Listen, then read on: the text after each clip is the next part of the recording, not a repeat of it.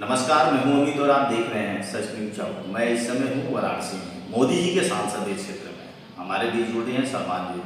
सलमान जी, बहुत बहुत स्वागत है। जी, आपसे बहुत बड़ा सवाल ये होगा, 2024 का चुनाव भी नज़दीक है। क्या स्थिति है ट्रांसजेंडर की? जो स्थिति देखी जा रही है, ट्रांसजेंडर लोग इस सरकार के बारे में क्या सोचते हैं?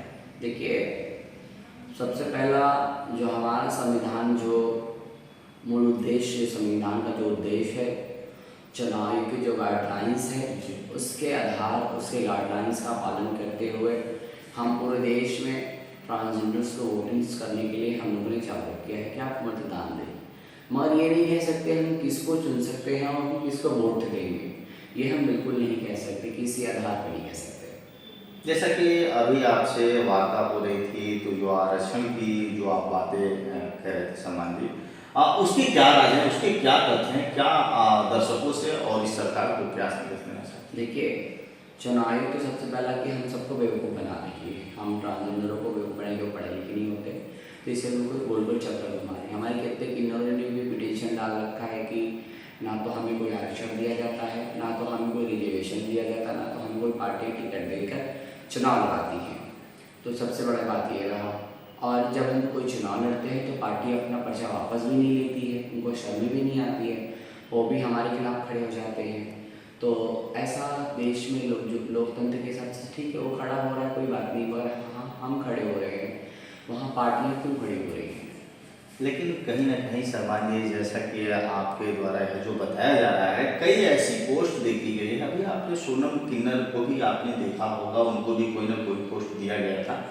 और भी जो किन्नर समाज से लोग हैं, जैसा कि आप ये जो बातें कह रही हैं, तो जी देखिए, वो मंत्री नहीं है। उत्तर प्रदेश सरकार ने उनको अपने कैबिनेट में या उनके ट्रांसजेंडर्स वेलफेयर बोर्ड बनाया है, जिसका उनको उपाध्यक्ष बनाया है, और उसका अध्यक्ष कोई और है। और जितने भी सदस्य हैं, हमें तो नहीं लगा कि 3 साल में कौन कितना इन्हें काम किया, बोर्ड में क्या काम हुए, कितने किन्नरों की मदद हुई, कितने किन्नरों को लाभ मिला, कितने किन्नरों के स्कूल खुले, कितने किन्नरों के गरिमा गृह खुले, कितने किन्नरों के लिए कॉलेज में एडमिशन हुए, कितने किन्नरों को पेंशन मिली, को क्या मिला? कुछ भी नहीं मिला। अभी वाराणसी में क्या स्थिति है? आप लोग किसको सपोर्ट करेंगे? जैसा कि आप कह रहे हैं कि अभी कुछ किन्नर समाज नहीं सोच रहा है, लेकिन कहीं ना कहीं तो आपको मत अपना देना ही पड़ेगा। मत देखिए, चुनाव आयोग ने पार्टियों के बाद भी कोई ऐसी गाइडलाइन बना रखी है मतदान पोलिंग बूथ पर कि आप उस पर जाकर अपना मत दे सकते हैं, ठीक है, मगर हम ये नहीं खुलासा कर सकते कि हम किसको मत देंगे, हम सारे किन्नर, ठीक है। अभी आप लोगों के लिए, किन्नर समाज के लिए, कोई बढ़ चढ़कर नेता आया है या नहीं आया? सिर्फ लोग बोलने वाले हैं और बोलते हैं, करते कुछ नहीं है। मंच पे कुछ और है, घर में कुछ और है, रोड पे कुछ और है, हमारे सामने कुछ और, हमारे पीठ पीछे कुछ और है। ऐसा करते हैं लोग। फिर हम खुलासा नहीं करेंगे आगे पीएम क्या है। राजनीतिक में आपने भी रुचि रखा, लोगों की सेवा भाव में लगातार आपकी पोस्ट देखी गई, लगातार आप सोशल मीडिया पे एक्टिव रहती हैं। देखिए, मैं सारे नेताओं को चुनौती देना चाहती हूँ, चाहे पक्ष हो चाहे विपक्ष हो। प्रभु श्री राम ने वनवास से आने के बाद कहा था, किन्नरों का एक बार राज, किन्नरों का कलयुग में होगा, किन्नरों का राज होगा। तो कभी न कभी हमारा भी राज आएगा, तो हम भी बताएंगे। कब आएगा? कभी न कभी तो आएगा, धीरे धीरे होगा, एक बैग तो होता नहीं कोई चीज़। उम्मीद लगाए रखनी।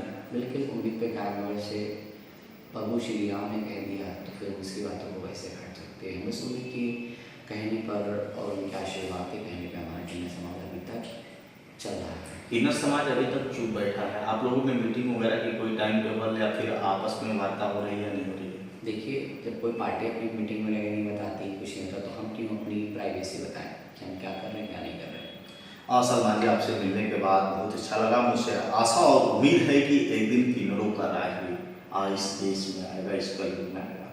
तो सलमान जी, अब जाते जाते हम चाहेंगे आम पब्लिक से आप क्या गुहार लगाना चाहते हैं अपने समाज के लिए? पब्लिक से यही निवेदन है कि पब्लिक एक बार हमारे किन्नर समुदाय को चुने, एक बार किन्नर समुदाय को आने दें।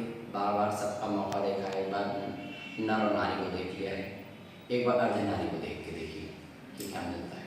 लेकिन आगे हम लोग का एम क्या रहेगा? मान लीजिए आप लोगों का कभी राज हो जाता है इस देश पे, तो बेरोजगारी पे आप क्या करेंगे? लोग कह रहे हैं कि बेरोजगार है, आपका क्या मानना है, बेरोजगार है या नहीं? पहले तो बेरोजगारी का सबसे बड़ा समस्या का जड़ है महंगाई। महंगाई कम हो जाएगी तो बिल्कुल बेरोजगारी कम हो जाएगी। सलमान जी, आप मानते हैं बेरोजगारी? बिल्कुल है।